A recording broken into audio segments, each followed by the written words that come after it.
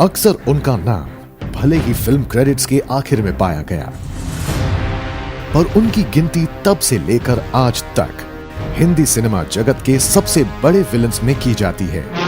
Robert सेठ, तुम्हारे इस सोने से तुम्हारे आदमियों को खरीद कर आज मैं तुम्हारी जगह पहुंच गया और तुम मेरे कदमों में।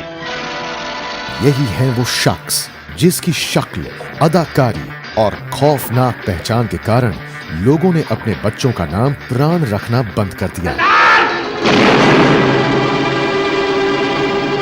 प्राण हिंदी फिल्म इंडस्ट्री का एक ऐसा नाम है जिसने सिल्वर स्क्रीन पर विलन और कैरेक्टर रोल्स की परिभाषा ही बदल दी। प्राण की पहचान एक खल महानायक के रूप में बरकरार रही। अपने हर एक किरदार को नायाब बनाने के लिए प्राण साहब खुद अपने कैरेक्टर, उसका गेटअप और मेकअप पर अव्वल दर्जे का ध्यान देते थे।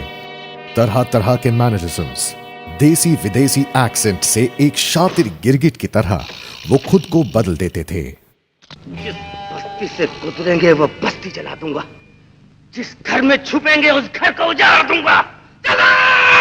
जिस देश में गंगा बहती है में प्राण साहब की दमदार डायलॉग डिलीवरी, डॉन में उनका अनोखा अंदाज और अमर अकबर एंथनी में को एक्टर्स के साथ प्राण की chemistry just went on to prove that this legend was nothing less than versatile.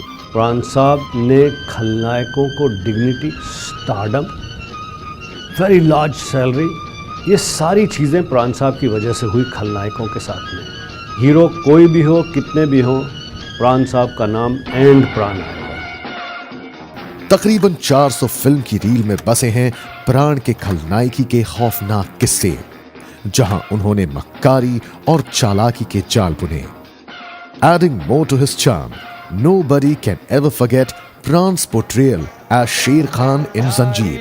His red wig, beard and Pathani style was well appreciated. अगर प्राण दुश्मनों का दुश्मन था तो यहाँ यारों का यार।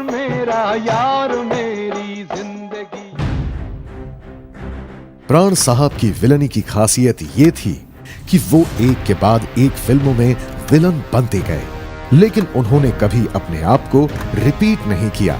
उनकी खलनायकी इंटेंस और रियलिस्टिक होती थी। अपने आप में उन्होंने हिंदी सिनेमा के विलन्स को एक राउंडेड एंटिटी दी।